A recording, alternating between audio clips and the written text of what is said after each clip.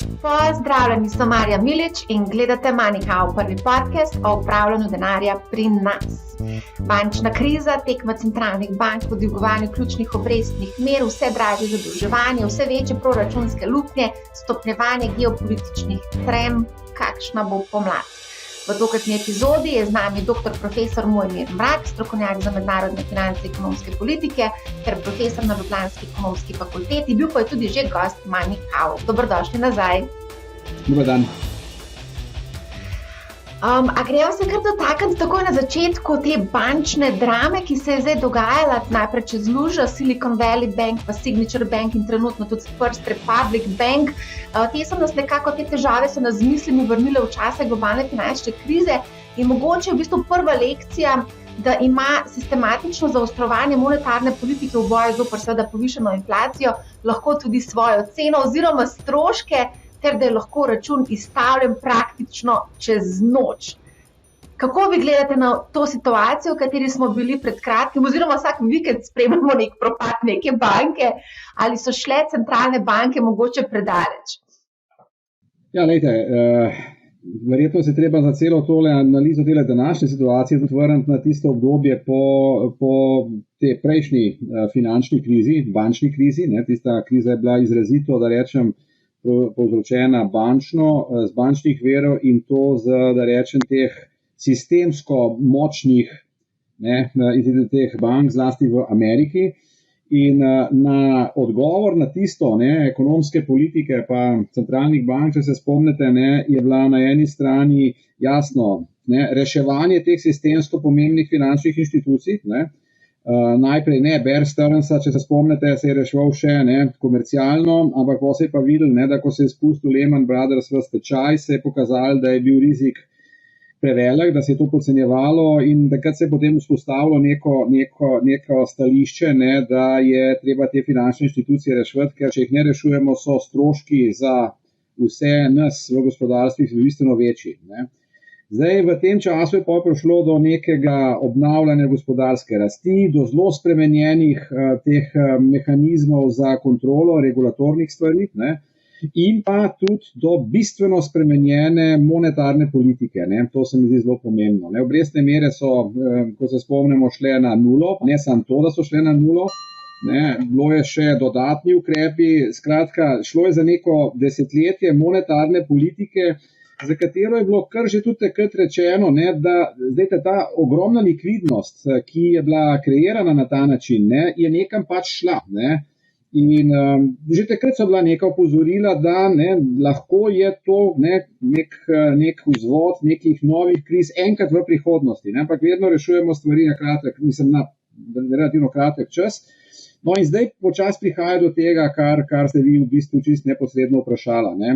Zdaj, na eni strani smo, če se spomnite, imeli že pred izbruhom te rusko-ukrajinske vojne že povečevanje obrestnih mer, vračanje na neko, da rečem tako, normalno pozicijo. Centralne banke so začele obrestne mere dvigati. Zdaj, vi ste rekli, da imamo visoke obrestne mere, a vi ste obrestne mere 2-3%, 4%, to niso visoke obrestne mere, so pa res visoke v primerjavi z nenormalno situacijo, ki smo imeli v preteklih desetletjih.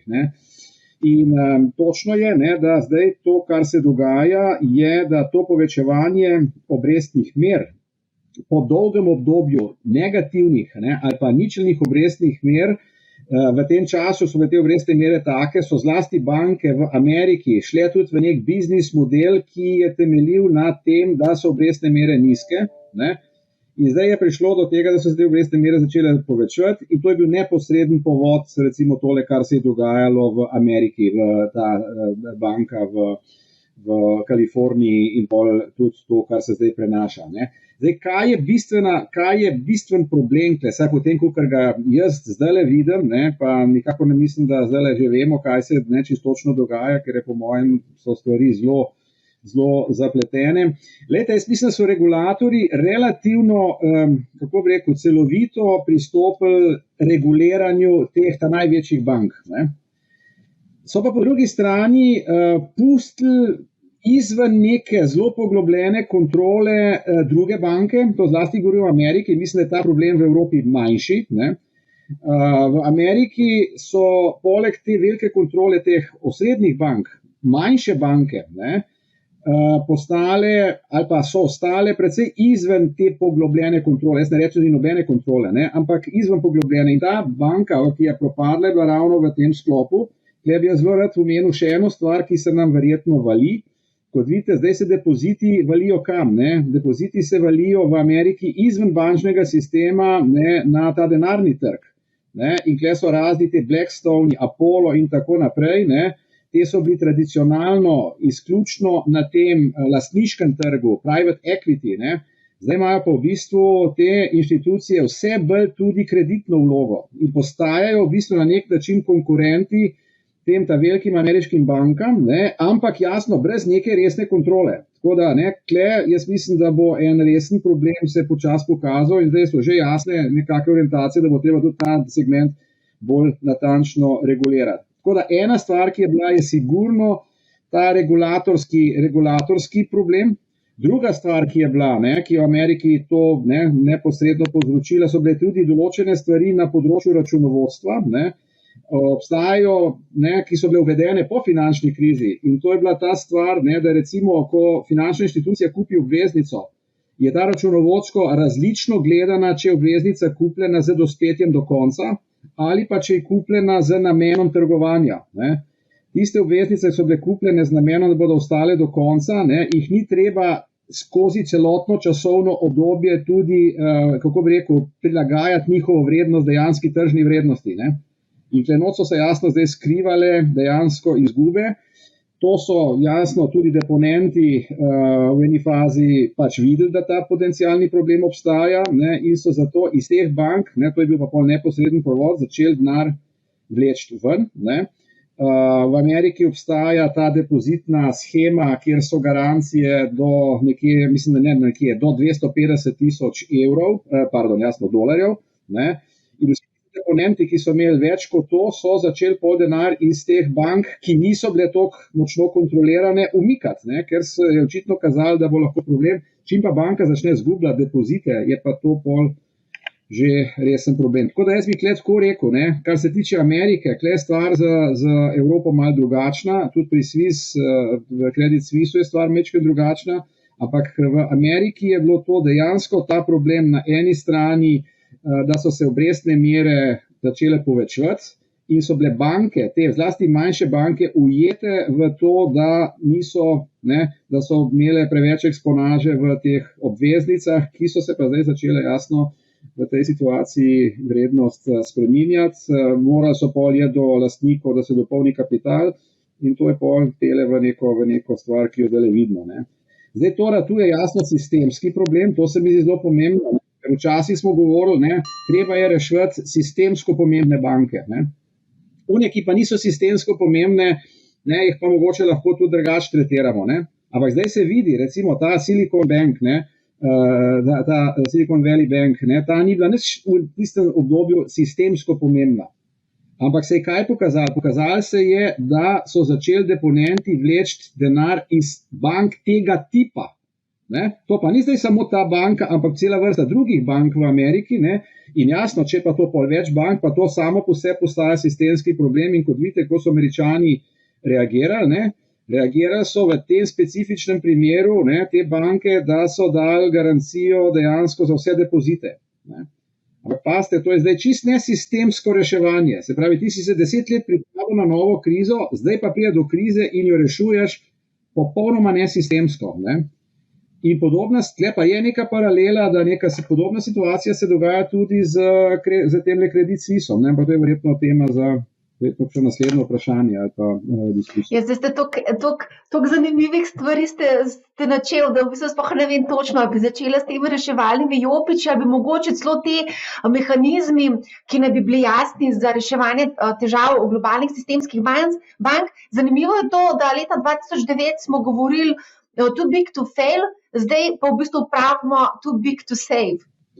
Ja, glejte, to je zdaj, to too big to save, veste, kdo je to prvi uporabljal? To so prvi uporabljali Islandci, ne? Islandska kriza leta tam, ne vem, da je bilo to 2008, ne, je bila v bistvu kriza, ne, ki so jo pol Islandci reševali na ta način, ne. Sam lejte, pri vsaki finančni krizi, ne, in tudi pri tej, ena od ključnih stvari je, ne, ko prije do krize, do propada, ne, kdo nosi stroške tega propada. Ne, kdo nosi, kako so te stroški porazdeljeni. In to gremo lahko zdaj pri teh ameriških bankah, lahko se pol v Švici pogovarjamo. Ne. Pri Islandiji je bila stvar zelo jasna. Ne. Oni so dejansko, takrat so te banke propadle, ne, niso teh bank reševali, ampak so formirali nove banke, kjer so pobrali zdravo jedro, ampak kdo je plačal stroške te krize? Tuji deponenti. Ne. Oni so dejansko potem rekli, ok, domače deponente zavarujemo, ne, ampak to pomeni, da so pa rekli vsem tujim deponentom, dragi moji, vi ste pa denar zgubili. Pazite, ne govorimo o lastnikih, govorimo o deponentih, te, ki so imeli noter, ne, a vi sta vloge, in to so bili pa v glavnem tujci, ne, to so bili pa tujci, Angleži, v tistem primeru Holandci, in mimo grede, to je eden od ključnih razlogov, zakaj je Islandija takrat prekinila pogajanja za vstop v Evropsko unijo, ne. Ker je bilo jasno, da oni pogajanja o vstopu v Evropsko unijo ne morejo nadaljevati, ne, če ne bodo priznali, ne, zagotavljanja enakega tretmaja deponentov domačih in tujih. Ne, ker, ne, Angleži pač, to je bilo, pazite, jasno, pred Brexitom, ne, in pa Holandci, ki so bili glavni deponenti tam skozi ta Ice Bank, ne, so bi izgubili ogromne denarje in tega te državi ne bi tolerirali. Ne. Zdaj, danes je pa ta situacija zopet, ne, too big to fail, ne, zdaj, ne, kot vidite, tole, kar se dogaja v Švici, ne, v Švici, zdaj le prihajajo ven poročila, to je zdaj dnevno sveže stvari, ne, zdaj se že jasno pokazalo, da je bilo že leto ali 2 let nazaj nekako ocena, da so te banke prevelike, da bi jih država reševala z klasičnim inštrumentom reševanja bank. Se pravi, da bi preprosto država, ne, to banko potem prevzela in reševala. Zdaj, kaj to pa pomeni? To pa zelo jasno pomeni, da bojo ceno plačevali, dobro, poleg lastnikov, tudi tisti, ki so bili, zdaj v tem švicarskem primeru, so to bili te pač bondholderji oziroma investitorji v te nekakšne obveznice. To je kar neki paralel tudi s tisto našo slovensko situacijo, ne, leta 2013. Ne. Ja, se to je zanimivo, da je v bistvu Švicarska agencija za finančni nadzor v bistvu zahtevala izbris teh podrejenih obveznic, ampak ta ukrep je pa spremljala tudi podelitev likvidnostnega posojila. Ampak zanimivo je to, ne? Ja. Treba biti majčkeno bolj natančen, ne. Švicarski regulator je to dobil na osnovi, ne, nekega emergency zakona, niti ne zakona, ukrepa, uredbe, ki je bil sprejet preko vikenda, ne, in ta ukrep je regulatorju nalagal, da to od banke zahteva. Ne. Se pravi, v tem konkretnem primeru je regulator realiziral tisto, kar je bilo pač dogovorjeno na nivoju države, vse v teh dogovorih je regulator sodeloval. Sam imamo zelo nenavadno situacijo. Tole v Švici, jaz mislim, da odpira celo vrsto problemov, na katere jaz mislim, da je danes več vprašanj kot odgovorov. Ne. In mislim, da bo to tudi pomenilo za regulatorje eno zelo novo situacijo. Ne. Poglejte, vi imate kako se je ta Credit Suisse reševal. Ne. Formalno se je reševal na tržni način, ne, da ga je prevzela ena druga banka. Jasno, ta druga banka ga je prevzela tako, ne, da je imela v bistvu, da rečem tako, ne, pištolo na sencih, da jo more prevzeti. Ne. Je pa res, da je pol tudi regulator tej banki pač pomagal s tem, kar ste že vi rekla, ne, z nekimi likvidnostnimi stvarmi, ne, in po drugi strani, ne, tudi z praktično določeno ceno za delnice. Ne. Tako da zelo nenavadna situacija je, ker je recimo pri tej normalni evropski, pa če hoče tudi ameriški ureditvi reševanja bank, ki pridejo v stečaj, je, da najprej se pobere jasno vse od delničarjev. Se pravi, da se delnice, ne, izbrišajo. Ne. Potem drugi nivo so potem drugi inštrumenti. Ne. Tle ta logika ni bila spoštovana. Ne. Tle si ti zdaj v bistvu izbrisal najprej terjatve iz naslova teh obveznic podrejenih. Medtem ko so delničarji en del svojega kapitala obdržali. Ne? Tako da je bil tako imenovani vrsten red, ne, je bil tukaj zamenjan, ne, in to je po mojem zdaj en velik presedan, ki bo po mojem tudi naprej, ne, se precej o njem razpravlja. Je pa ena stvar, ki je mogoče malo manj poznana, ne, vse te obveznice, ne, teh 16 milijard so bile obveznice, ki so bile izdane po švicarskem pravu. Ne. Dragi moji, če imaš ti obveznice, ne, izdane v pravu države, kjer se to dogaja, potem ima jasno tudi kle država objektivno večjo moč, da tem deponentom kakšno stvar nam rekel naroči, ne, ampak lažje izvede, kot če je bilo to recimo newyorško pravo ali pa angleško pravo. Ne. Če si pogledate vi recimo naše obveznice, ne, ki Slovenija kupuje, ne, ni nobena obveznica narejena po pravu Republike Slovenije. Ne. Skratka, to vam hočem reči, ne, da pravo, po katerem je obveznica izdana, je hudičevo pomembno v trenutku, ko pride do problemov. Ne. In če imaš ti obveznice izdane po nacionalnem pravu, je tvoj manevrski prostor večji, kot če je to delano po mednarodnem pravu oziroma pravu tujih držav. Ne. In pri majhnih državah je to več ali manj vedno tuje pravo. Tako da to je spet ena šola za ta male. Ne? No, to sem glih hotela vprašati. Zdaj je to res ful aktualno. Mali delničarji dobesedno stojijo v vrsti za nakup obveznic državnih. Videli smo v Belgiji, Španiji, na Hrvaškem. To je bilo res kar gruča ljudi, so se dobesedno zagnali za te obveznice. Sploh v Španiji so to lepo slikali. Imamo slike tudi. Ne. Kaj to dejansko potem to pomeni? To obstaja še eno ekstra tveganje za recimo te male delniče, ker vsi govorijo, da ni nobene panike, da je to najbolj varno oblika. Jaz bom tukaj zelo jasno povedal, ne, da pravo, po kateri se obveznica izdaja, ne, zgleda tako bi rekel zelo neka nepomembna stvar v trenutku, ko ti tole počneš. Ne. Rata pa hudičevo pomembna v kakšnih tovrstnih problemih. Ne. In v tisti situaciji, ko pride do bančne tovrstne krize, ne, potem pa lahko to, ne, ali je obveznica izdana na osnovi tujega prava ali domačega prava, postane zelo pomembno. Jaz vam bom dal en primer, ki ni tako blazno daleč nazaj, to so grške obveznice. Ne. Grške obveznice, takrat, ko je prišlo do tega propada v Grčiji, ne, je bilo en del tistih obveznic, ki jih je Grčija pač izdajala, bila izdana po nacionalnem pravu. Po nacionalnem pravu. Ne. Ampak kaj so pa naredili, ne, v Grčiji? To nacionalno pravo so spremenili in retroaktivno stvari uporabili. Se pravi, oni so v bistvu prekršili dogovore. Sam ti lahko v svoji državi nacionalno pravo spremeniš. Ne. To bojo tudi Švicari naredili. Švicari bojo imeli zdaj naslednji teden sejo parlamenta, ker zaenkrat je to v bistvu vladina uredba. Ne, tako malo karikiramo, ampak ne. Bojo to naredili kot bi rekel, kot odločitev parlamenta, ne, in tukaj se zelo jasno kaže, ne, da sovereign, ne, državne stvari, ne, v tem primeru postajajo bolj pomembne, kot so pogodbene obveznosti. Ne, to je stvar, ki ne, mogoče jo ni fajn slišati, ampak tako pač to je. Ne.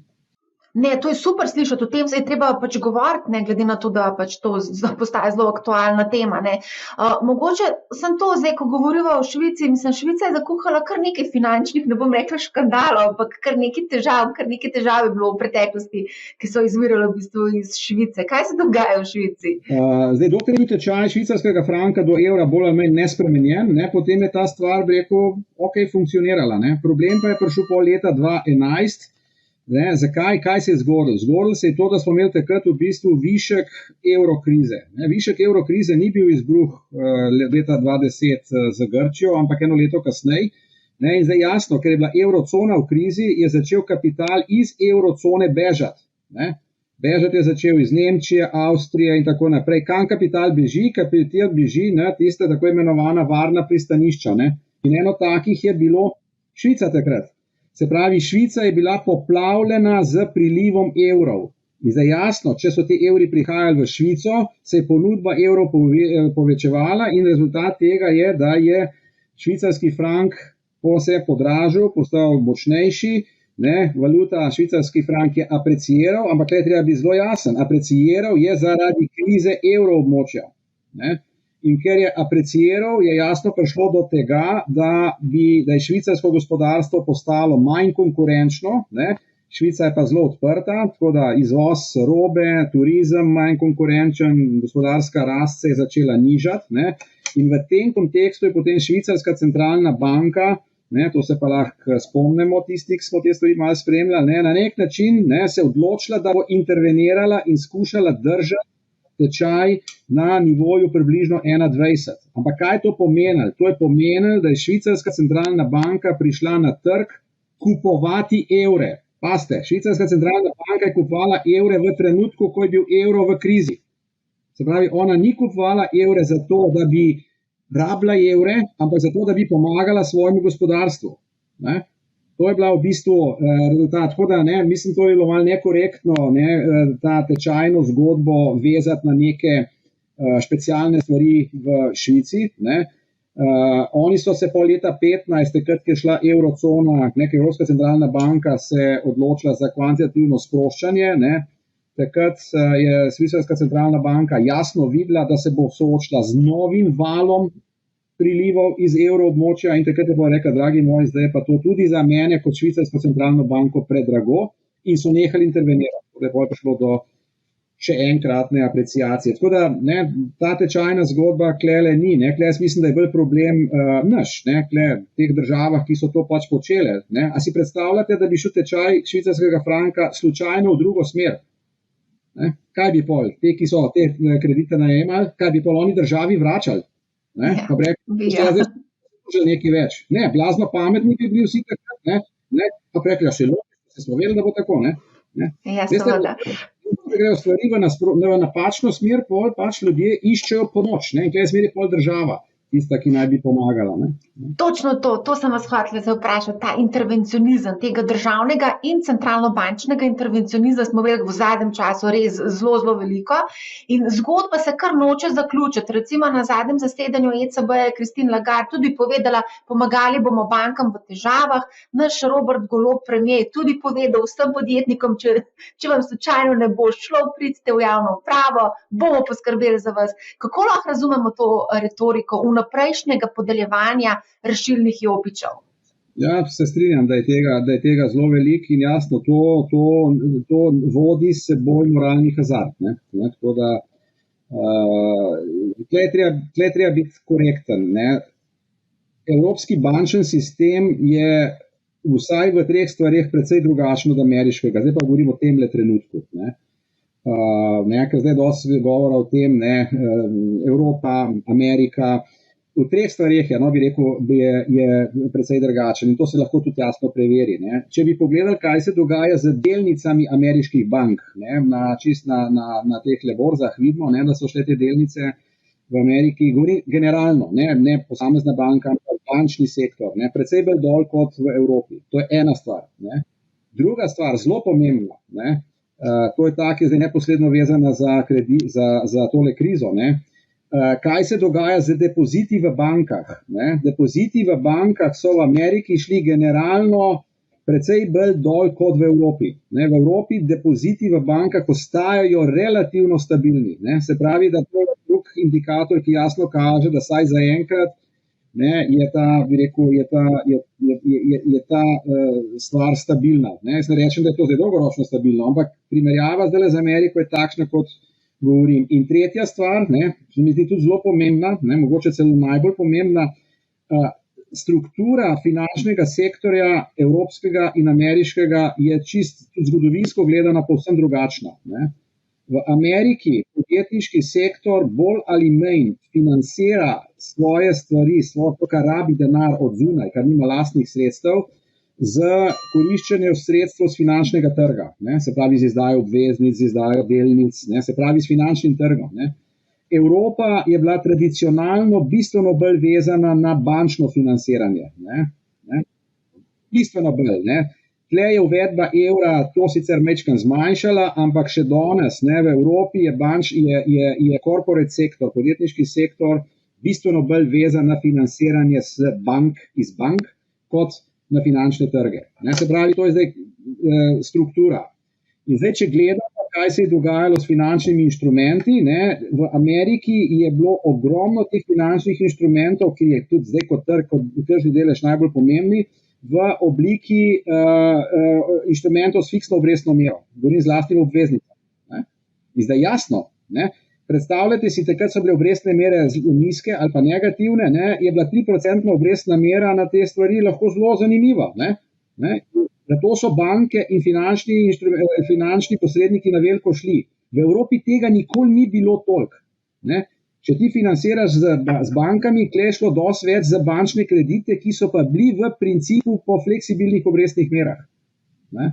In zdaj jasno, ko so bile nizke obrestne mere zdaj se pa obrestne mere, ne, tudi tega, kar se gre za kredite, pač povečujejo. Tako da to hočem reči, ne, da je Evropa zdaj v tej situaciji mogoče majčkeno bolj, nam rekel, pripravljena, ne, majčkeno boljši situaciji kot Amerika, zaradi teh stvari, ko se jih tukaj omenjal. Ne. Zdaj, kam bo to šlo na dolgi rok? Ne, tudi tukaj, veste to, kar ste slišali o Deutsche Banku, ne, v zadnjem času. Ne. Deutsche Bank je banka, ki je, ne, v enih velikih delih prevzela določene ameriške stvari. Credit Suisse, ne, je Credit Suisse First Boston. Ne. Kaj je ta First Boston? First Boston je v bistvu, da je Credit Suisse, ne vem, kdaj je to bilo, 30 let nazaj kupil First Boston, ne, kot investicijsko banko in v tem delu šel zelo na ameriški način funkcioniranja. Ne. To je tudi eno od velikih problemov v Credit Suisse-u, da če hočeš clash kultur. Ne. Kultur, to sta dva kulturno popolnoma različna sistema. Ne, in eden od razlogov za te probleme Credit Suisse je točno to, ne, da so šli stran tega tradicionalnega bančništva, v stvarih so bile, ne, da rečem tako bolj ameriške, sicer zelo atraktivne, lukrativne, ampak očitno precej bolj riskantne. Tako da so določene razlike med Evropo, ampak ne me zdaj narobe razumeti, da zdaj Evropa je pa, ne, varna. Ne. Objektivno. Če to bi rekel, ne, a veste, kakorkoli ta bančna unija, ne, bančna unija zajema le en zelo velik delež bančnega sistema v Evropi. Ne, velik delež. Ne, se pravi, da je pod neposredno kontrolo Evropske centralne banke, ne, ali pa pač Evropske centralne banke ob sodelovanju nacionalnih centralnih bank, ne, velik del bančnega sistema. Ne. In ker je bančni sistem dejansko ključen finančni posrednik v Evropi, ne, bi lahko človek rekel, da je verjetno ta nadzor generalno gledano malo bolj celovit kot v Ameriki. Ne. Zanimivo. No, pri Deutsche Bank, ne, oni imajo bilančno vsoto 1500 milijard evrov, najbolj pa razburja ta izpostavljenost banke na področju izvedenih finančnih inštrumentov, ki nam bi znašala kar 42 milijard vrednosti različnega premoženja. Ampak vsakeč, ko se pogovarjamo o teh bankah in vsem o tem dogajanju, vedno, in seveda v primerjavi z letom 2008, vedno dobimo znameniti odgovor. This time is different. Tokrat je drugače. Pa je res? Očitno je, ne, kot vi pravite. Ne, mislim, razlogi bodo drugačni, ampak zopet imamo problem z regulacijo. Ne? Ne? V tem primeru imamo tudi problem. Zdaj pa ste ne me narobe razumeti regulacijo tega, da tiste, ki smo jih zdaj natančno nadzirali, to je v redu. Samo očitno v Ameriki so izpustili iz nadzorovanja en velik segment, kamor so se pa potem po finančni krizi stvari, da rečem tako, selile. Ne? Ker jasno, ne? Biznis želi biti manj pod kontrolo, ker če poslušate tudi naše bankirje, ne, kaj zahteva regulator od njih, ne, to so, ne, dejansko velike zahteve, to so tudi stroški končno, ne. Ampak ne, jaz vendarle mislim, da je evropski finančni sistem zaradi tega, ker je v večjem deležu bančen, verjetno danes pod boljšo regulatorno kontrolo kot v Ameriki. Zdaj smo imeli Evropa, ZDA, mogoče tukaj vseeno lahko omenimo tudi zaostrovanje pač te retorike, praktično vsak teden lahko spremljamo, kako v bistvu se zaostruje retorika na relaciji vzhod-zahod. Od Putina mogoče nekako lahko rečem, da redno odvija to eskalacijski ventil, medtem ko zadnja poteza njihova je bila napoved namestitev taktičnih nuklearnih raket v Belorusiji. Ampak ja, še zmeraj imamo vojno v Ukrajini, še vedno se ta zadeva ni zaključila, že več kot 1 leto traja in ni več glavna novica v srednjih dnevnikov vojna v Ukrajini. smo še vedno v vojni ekonomiji. Nazadnje smo se pogovarjali, ste rekel, da smo v vojni ekonomiji. Ne, absolutno. In to sem tudi, takrat, ko sem to rekel, je to dejansko tudi tako bilo. Ne. Je pa res, da ta vojna ekonomija, mislim, da to, ne, kar se s to vojno dogaja, ta vojna postaja vse bolj del nekega new normal, ne, nažalost. Tlej treba biti tudi korekten. Če se spomnite, ko sem jaz govoril o vojni ekonomiji, ne, takrat so bile cene nafte, pa cene plina, veste kje. Ne. Danes so te cene več ali manj, ne, tam, kjer so bile, se pravi v tem kontekstu danes govoriti v neki izredni situaciji je dosti težji, kot je bilo recimo takrat. Takrat se res ni nič vedel, ne. Jaz ne rečem, da se zdaj kdo dosti ve, ampak cene, ne, energentov so zdaj sicer jasno više, kot so bile pred vojno, ne, ampak niso pa več enormno visoke. Ne. Če gledamo, kaj se dogaja s ceno nafte, cena nafta je, ne, na nivoju, kjer je zdaj čisto pod kontrolo trenutno. Ne. Pri plinu prihaja do teh sprememb. Tako da jaz mislim, da računati na to, da se bo tale vojna relativno hitro končala, je verjetno naivno. Ne. Jaz mislim, da Rusije se saj na nek relativno kratek rok z sankcijami ne bo ekonomsko zlomilo. Ne bo ekonomsko zlomilo, ne smemo tudi pozabiti, ne, da Rusija je bila že kdaj pod sankcijami in tisto njeno prebivalstvo je pripravljeno potrpeti marsikaj. Ne. Druga stvar je, da sankcije, kot vidimo, se uspešno prebijajo. Ne. Imamo celo vrsto držav, ki nekaj teh sankcij se niso pridružile, ne izvajajo. Ne, če vi gledate, kaj se dogaja recimo z trgovino Rusije, ne samo s Kitajsko, tukaj lahko govorimo tudi z Indijo, s Turčijo. Ne. To so države, kjer se je v bistvu trgovina z Rusijo izrazito povečala. Ne. Oni so še zelo zadovoljni, ker zdaj kupujejo nafto cenej. Tako naprej. Tako da, ne, Rusija zdaj, kar se tiče nafte, ne, prodaja več ali manj podobne količine kot pred vojno. Ne. Res, da jih prodaja sumarno po nekaj nižji ceni zaradi teh kapic pa tako naprej. Ampak, tako bi jaz rekel, ne, ta del Rusija relativno dobro prebija. Ne. Kar se tiče plina, je situacija pa drugačna. Ne, ker plina pa ti pač preprosto ne moreš, dokler ni teh plinovodov iz Rusije kam drugam, ga pač ne morejo izvažati, zaenkrat jih imajo samo v Evropo. Ne. Tako da kle je verjetno to še vsaj 5 let, ne, bo ta odvisnost, če hočete, Rusije od izvoza plina v Evropo precej visoka. Ne. Vidimo tudi to, ne, da cena nafte je zdaj taka, da na osnovi tega tudi ruski proračun je sicer v nekem deficitu, ne, ampak to ni nek enorm deficit. Tako da, ne, kot vidimo, Rusija dejansko dala je prioriteto vojski, ne, in mislim, da bo Rusija saj na kratek rok to vojno, ne, nam rekel, brez problemov, ampak brez relativno velikih problemov financirala. Ne. Jasno, na mal srednji, daljši rok bo to pol večji problem, ne, ker bo pač prišlo do teh problemov, ne, z črpanjem nafte, z opremo za črpanje nafte, ne, od kje bojo pol to dobili, ampak to so že pol stvari, ki so majčkeno bolj dolgoročne. Ne. Dogaja se še ena stvar, ne, po mojem, ne, ki jo mogoče mi na Zahodu mal, ne vem, če jo jih natančno spremljamo, ne, ampak veste, tudi ta odnos med Rusijo pa Kitajsko, ne, pa temi, če hočete, sploh temi državami, teh glavnih emerging economies, ne, govorim tukaj zlasti o BRICS državah, ne, ampak veste, to je odnos, kjer je relativno enotno stališče, mogoče ne čisto vseh, ne, da je nasprotnik, da rečem tako, Zahod, razviti Zahod. Ne. Amerika in tukaj v bistvu malo Evropa je majčkeno vezana na to. Ne. Ampak, ko pa se začnejo te gospodje, pa gospe, no, glavno so gospodje, med sabo pogovarjati, ne, pa je to pa daleč od tega, da bi bila to neka zelo, kako bi rekel, ne, neka družba, ki se strinja o vseh teh stvarih. Ne. Če gledate, recimo, Indijci zelo nervozno gledajo to, da, ne, Kitajska se kle hoče pozicionirati kot vodja tega bloka. Ne. In to je mislim, da Kitajska sistematično počne. Ne. Tale obisk, ne, ki je bil zdaj kitajskega predsednika v Rusiji, je zelo jasno pokazal to. Ne, tudi članki, ki jih pišejo danes, ne, Rusija je zdaj, bi rekel tako, mal manjši partner v odnosu do Kitajske. Ne.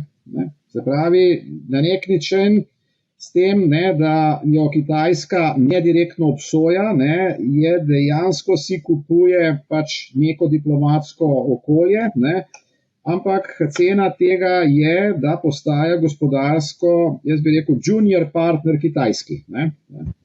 In strateško gledano se stvar pele dejansko v to, da bomo imeli jačanje Kitajske, tudi govorim globalno, tudi če vidite te kitajske iniciative, ki se dogajajo zdaj na Bližnjem vzhodu, ki se imel zdaj v bistvu politično neko približevanje Irana, Saudsko Arabijo, kdo je to zmenadžiral? Kitajci. Američanov ni več kler. Na Bližnjem vzhodu Kitajci prevzemajo ključno vlogo. In kle se menja stvar, ki je bila desetletja, je bil Bližnji vzhod, nafta vezano z Ameriko, kle je bil nek, če hočete tak, deal, nafta za orožje, če hočete, zelo poenostavljeno rečeno. Zdaj se v bistvu, jasno, orožje ameriško, nafta o tem, zdaj bo pa ta nafta v bistvu za kitajski, če hočete, razvoj in tako naprej. To se tudi, kaj se kle tudi dogaja, to je tudi zelo nova stvar. Nekatere te zalivske države začenjajo zdaj prodajati to nafto na osnovi teh dolgoročnih aranžmajev, ne več v dolarjih, ampak v juanih. Tako da, jaz ne bom presenečen, če bomo v 10-15 let dejansko videli svet v nekako oblikovan okrog dveh glavnih valut. To ne pomeni, da drugih valut ne bo, ampak govorim dveh globalnih valut. In problem tega je, da bodo te valute tudi vezane z vsaka svojim plačilnim sistemom. Ne bo več Swifta generalno za vse, ampak bojo imeli Kitajci svoj Swift. In to bo polen svet, ki bo tudi za biznis postal precej manj prijazen, kot je bil recimo nek svet globalizacije, ki je bil zlasti za nas tam male zelo fajn, ker so bila pravila igre relativno jasna, vse so jih postavili, ampak so bila relativno jasna in tam mali se lahko prilagajamo pravilom. Zdaj pa v bistvu bo trgovina, investicije šle potem, a si moj ali nisi moj. Se pravi, dosti bolj bo ta element ali boš kle, ker če boš kle, ne boš mogel biti na drug stran. Da se bo šel na tak način izključevanja. Dejansko a znaš ali pa nisi znaš? Ja, seveda. In to jasno pomeni stvar, ki to ni zdaj neposredno govorim vojni, ampak govorim čisto ekonomski, delitvi sveta in ta stvar po mojem poteka preko zdajle tudi v kontekstu te vojne kar precej pospešeno. A lahko mogoče še pokomentirava zdaj, kako ravno omenjate Kitajska, ZDA, v Ameriki se odvija en ta, ni sodni proces, ampak nek proces in sicer delovanje kitajske družbe, ki je v bistvu lastnica ena največjih in najhitreje rastočih družbenih omrežij, TikTok. Mislim, da imajo 1,6 milijarde uporabnikov in to v Ameriki res eksplozivno raste, zlasti med mladimi. Tukaj so res v igri milijarde. A bo dopustil en tak velik sistem, ena taka država, da en tako večje podjetje nekako osvaja ljudi in ozemlje na nek način? Problem pri tem podjetju ali pa pri tovrstnih podjetjih je, da če pol malo gledaš to strukturo, kako to funkcionira, ta podjetja imajo v svojih, govorim o kitajskih podjetjih, oni imajo dejansko obvezo, praktično obvezo, da dajo dostop do teh stvarih tudi državnim inštitucijam. Zdaj jasno, te stvari, ki so na TikToku, ima do njih dostop tudi ne samo firma, ampak tudi še kdo drug. Po drugi strani, tako, točno to. In se pravi jasno, čim imaš pa ti to povezavo, potem pa jasno postane nek taka baza podatkov, ki jih ima nek tak provider z toliko in toliko uporabniki, lahko zelo pomemben element v kontekstu te umetne inteligence, kle se da marsikaj pol iz tega čist strateško, varnostno narediti. Ampak gledajte, to je spet tisto, kar sem prej rekel. Začeli se bomo zapirati, če boš imel TikTok, ga boš imel pač lahko v tistem delu sveta, pika, kle ga pa ne boš mogel imeti, kle mečkim karikiram. Ampak to je zdaj to, v katero smer gre, ne samo pri financah, ampak pri teh tehnoloških stvarih, po mojem, še toliko bolj. Ne. A lahko mogoče tukaj, glede na to, da so volitve naslednje leto v Ameriki, a lahko tukaj mogoče ravno zaradi takega družbenega omrežja nekako se sforsira, da bi, na primer, Trump, ki je veliko bolj odprt do, recimo, Rusije, mogoče malo manj do Kitajske, da bi zmagal, ali pa da bi nek voditelj dobil več glasov, ki je bolj pro-kitajski. Jaz sigurno ne bom tole špekuliral, ampak dejstvo pa je, da imajo to vrstna omrežja zelo pomembno vlogo tudi v tovrstnih procesih. Tako da bojo imele, da bo to imelo vpliv na bodoče volitve, ne samo v Ameriki, tudi marsikje drugje, je pa dejstvo, s kateri so mogli navaditi živeti in jaz z vsemi negativnimi posledicami tega. Zdaj, mogoče samo še to, Evropska komisija se mi zdi, da je inštitucija, ki je prepovedala uporabo svojim zaposlenim TikTok na službenih telefonih. Mislim, da ni samo Evropska komisija, mislim, da so tudi nekatere države že to naredile, mislim, da je to Velika Britanija, pa še kar nekaterih. Tako da to mislim, da bo postalo več ali manj štandard in to je tisto, kar sem se prej pogovarjala. Preprosto ti boš s temi podatki, te podatki ni nujno, da ostajajo na korporativnem nivoju. Pazite, ker to imajo te kitajske firme v bistvu kot obvezo. Tako da tle ne gre zdaj za. In po drugi strani imajo tudi stvari, da pa, kar gre pa iz Kitajske ven, pa ne. Zdaj je bil članek, mislim, da včeraj ali predvčerajšnjem v Financial Timesu, da so Kitajci v bistvu preprečili dostop do njihovih osnovnih baz, praktično teh informacijskih sistemov za raziskave. Pazite, za raziskave. Kjer so bili recimo notri vsi časopisi od leta 15 naprej, 1915. Se pravi, da so lahko ljudje raziskovali. Zdaj raziskovalcem ne pustijo dostopa do, če hočete, osnovnih informacij o Kitajski. Si predstavljate to? Noro. Ampak drugače, če zlužo v Ameriki pa pravijo, da v bistvu si nobena politična stranka ali pa nekako voditelj ne bi drzno prepovedati TikTok, ker bi to pomenil pač revolt mladih, ker to je pa res med mladimi zelo razširjeno. Tako da to je tudi v bistvu neko politično vprašanje, pod črto. Preživetja na trgu. A gremo, ker se vam mečkano mudi, bi pa vsem rada samo še eno zadevo. Svetovna banka ravno danes je prišlo poročilo včeraj, da bo povprečna potencialna svetovna gospodarska rast do leta 2030 upadla na najnižjo raven v zadnjih 30 letih. In sicer na 2,2%. To so pa tudi označili kot izgubljeno desetletje za svetovno gospodarstvo in potencialne težave za te vse te plane povečanja ponudbe delovne sile, produktivnosti, zelenih naložb in podobno. Kaj to pomeni za ta napoved Svetovne banke? Ja, jaz mislim, mi smo se srečevali s temi nižjimi napovedmi za naslednje desetletje že v kontekstu COVID krize, ker je bilo jasno, da COVID kriza ima dolgoročne implikacije na to. Nekateri deli sveta, ki govorim zlasti Evropa, pa tudi v kontekstu te energetske krize. Ker ta energetska kriza, da rečem ta rusko-ukrajinska vojna, ima na nekatere zelo negativen vpliv, to je predvsem Evropa, na nekatere pa tako pod črto gledano, celo pozitiven vpliv. Govorim recimo tukaj v Latinski Ameriki, razlog je tukaj čisto preprosto v tem, da so še cene hrane gor, in ker so te države nekatere precej pomembne izvoznice hrane, je to bilo za njih neto plus. Ampak generalno gledano je točno to, kar pravite, ta projekcija je, da bo ta gospodarska rast nižja.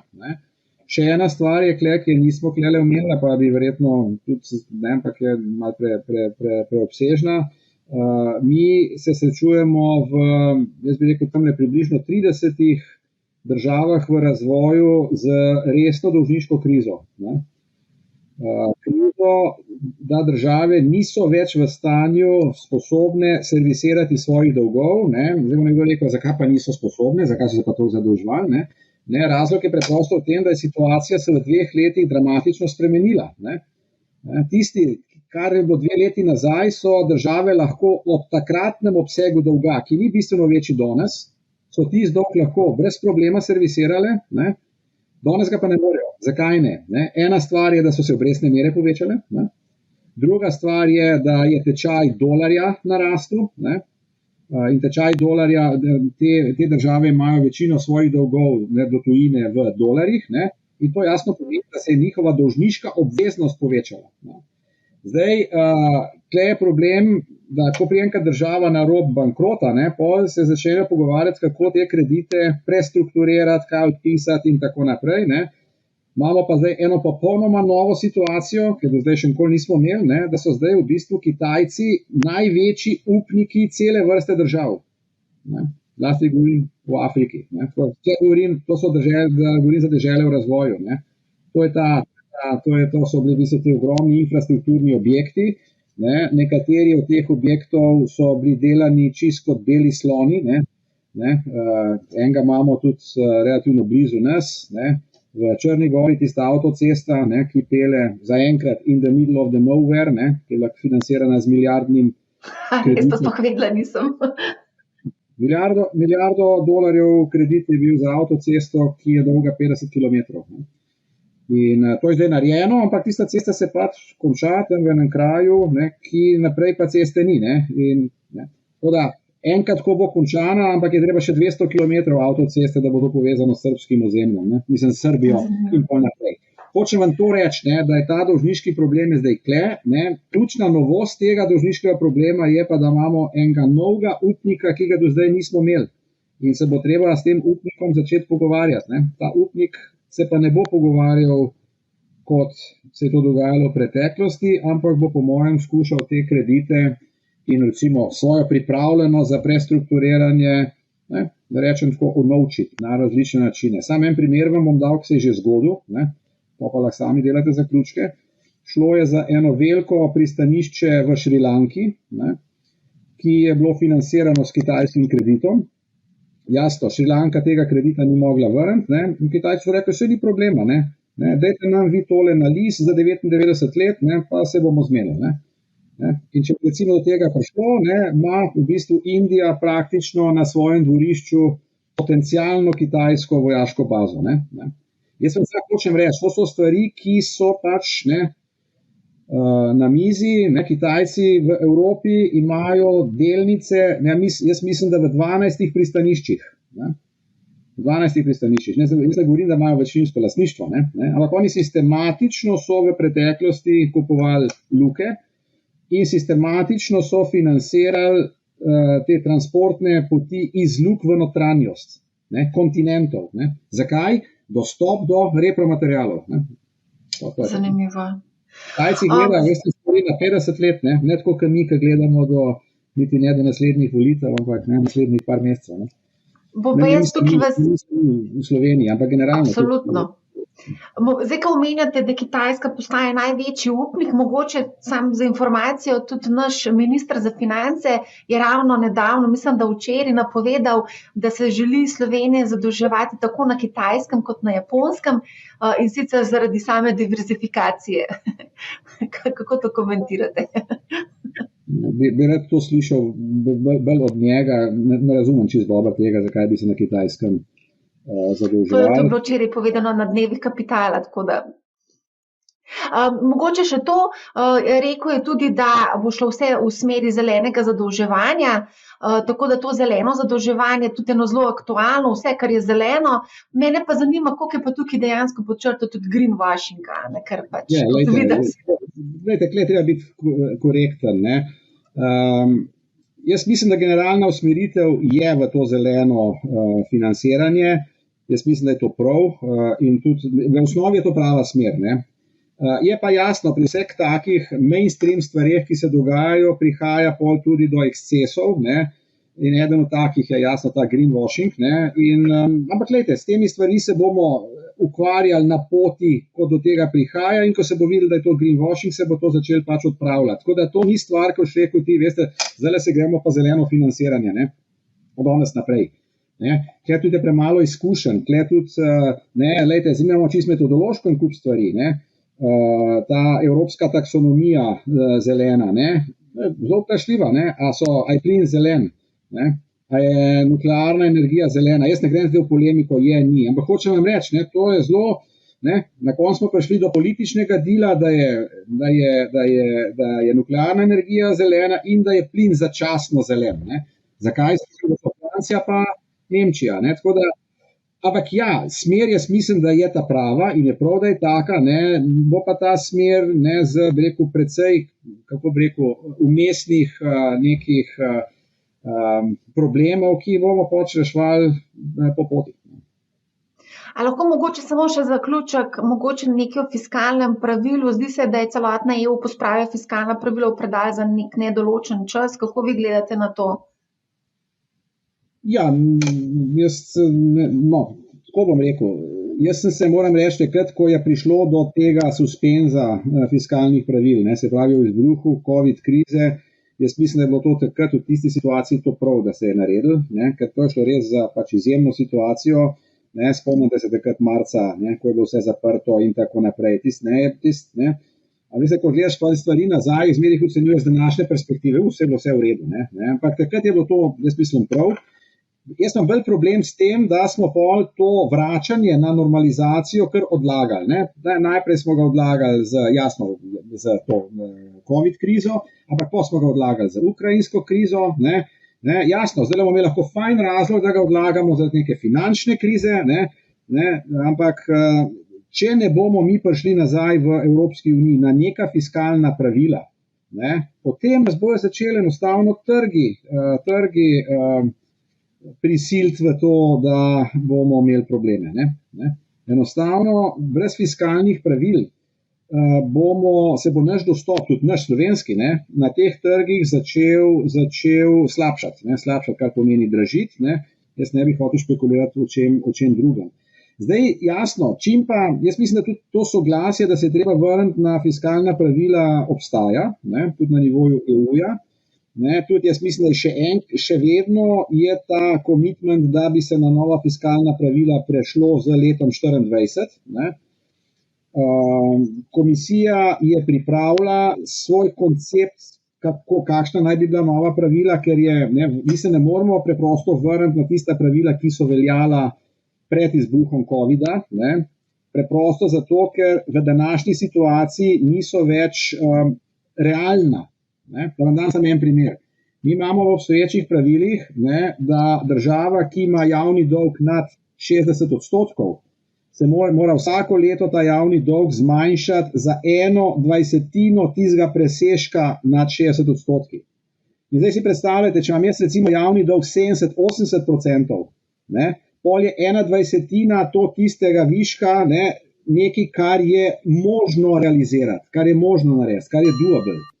Če pa tvoj javni dolg 150%, pa ti ne moreš v bistvu 1/20 narediti v enem letu, ker je preprosto to preveč. In zdaj, če bi ti sprejel taka pravila, je jasno, da si sprejel pravila, za katere danes veš, da so neverodostojna.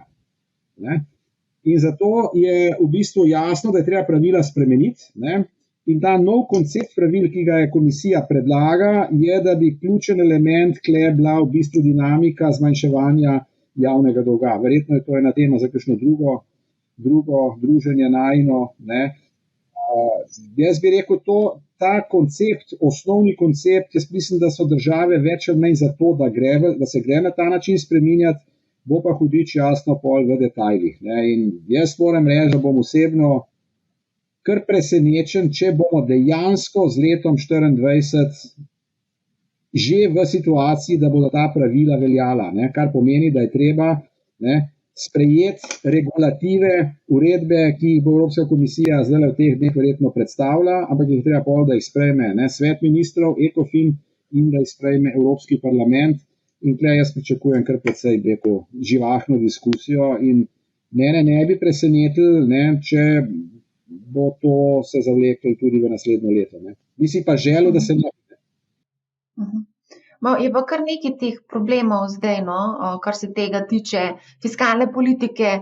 Tudi konec koncev, če pogledamo samo Slovenijo, ukvarjamo se z v bistvu korekcijo plač v javnem sektorju, medtem ko, mogoče pokojninska blagajna je tista, ki je kritična, zdravstvena blagajna je tista, ki je kritična. V Franciji gledamo dobesedno spopade na ulicah zaradi tega, ker hoče podaljšati delovno dobo na 64 let. Ne.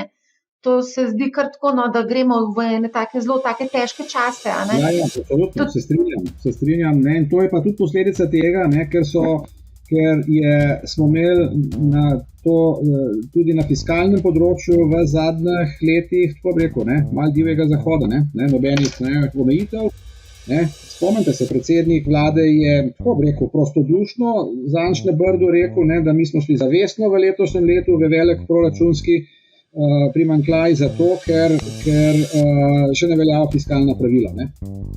To tudi, če je res, je po mojem nespametno, da je rekel. To poslušam, če drugega ne. No, gospod naš premijer.